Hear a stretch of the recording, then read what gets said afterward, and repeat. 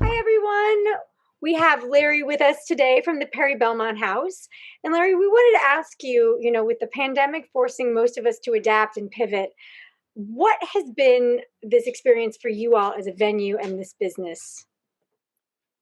I don't think we're any different than anybody else. It was pretty devastating. Of course, we lost all of the business. Um, so we just followed the procedures and recommendations from the organizations, CDC and my colleagues. We have a small team here in the office since this is the world headquarters for my organization, and they're all at risk, in at-risk categories. So we closed immediately to protect our staff's health until we had a better understanding of things. And then when we were able to open up, when we had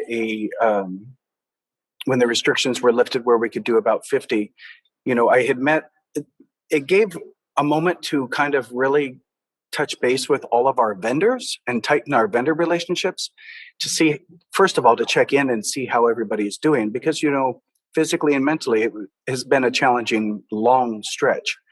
And it was wonderful to reconnect with so many vendors and then start brainstorming and coming up with the micro weddings, which were successful. So that was probably our key in shifting.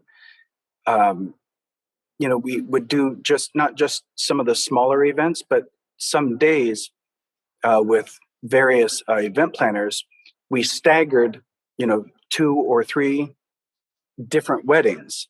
We utilized specific, vendors, floral or music or what have you, and then rentals.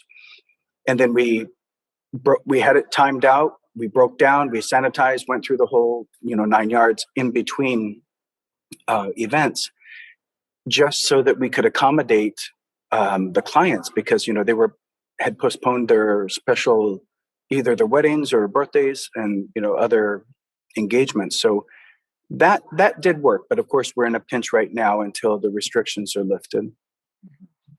Yeah, we're all waiting for that, aren't we?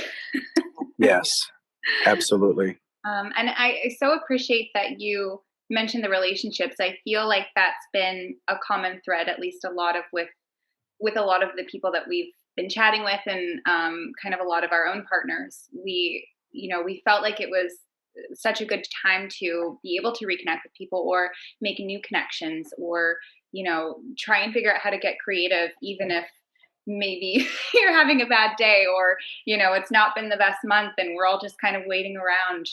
Last year it was kind of a wait and see thing, and then we just kept waiting and waiting. So I love hearing that sort of common thread about those relationships and connecting and just trying to see how we can all get through this together and come out with better ideas, and hopefully better than ever once it's time to go. And those were really important because it wasn't just talking shop in numbers. I mean, we all know that we were devastated by the impact of the virus, but just actually calling to see how you were doing personally, that was really important, and it really lifts your spirits. And then checking in to see, can I do anything for you?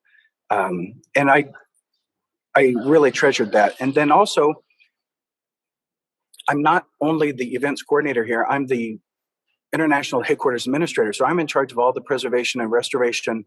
So I've got a number of hats that I wear. So I was juggling back and forth between preservation projects, but I doubled my vendor list.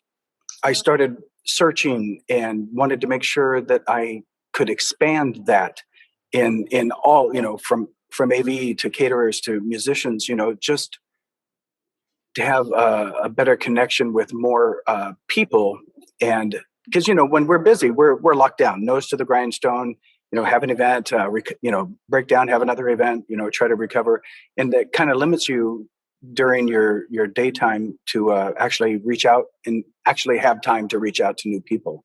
So there are some benefits, even though as heinous as the situation has been, there were some little shimmers of hope and joy, throughout it. But it's been touching base with all of the vendors and some new clients. And I love what you said about just checking in to make sure that people were doing okay, or maybe they're not okay, but how are you? I Exactly. feel like that sort of sense of community and humanity was something that maybe we had some of, but not quite as much. It's just deeper and harder than anything I think any of us have ever had to deal with in our industry. And, I hope that that continues. And I think some of that understanding, maybe a little bit, being a bit more gentle, and just realizing that we're all humans and we're all doing the best that we can. I really have, enjoyed that sort of bit of a pivot, it feels, in the way that we kind of communicate with each other. Yeah. I agree. And, for some of us, I come from a culinary background, and, we pride ourselves on being machines and beasts, working 17, 22-hour days. And I know a lot of the industry family that are, work brutal hours, but instead of a badge, you realize, no, that is the least healthy thing for an individual. Physically, without the sleep, it devastates your body, but mentally, we're not machines. So I kind of transitioned from, having the thought that I'm a machine for 25 plus years to realize, no, we need to reconnect with this humanity side of each other. And, when you get a hold of somebody, sometimes they're like, no, I'm not okay. And then you're like, wow. And you have that immediate connection and bond to just help each other instinctually to get through those difficult times. And that's been critical. It's Yeah. the human touch. Yeah, well, thank you so much for joining us today. We really do appreciate it. And we're very excited as we all start reopening, and hopefully DC restrictions are going to go up soon and we can all get together. I'll bring the champagne. You guys come and play, and we'll have a big party. Yes. We'll finally get to hug at some point. Yes. We are so ready for hugs. Oh my God. I'm a hugger, so I try to be reserved when I do events, but sometimes you can't control yourself and you're like, we're dying. Well, thank you so much, and we'll all see you soon. Bye.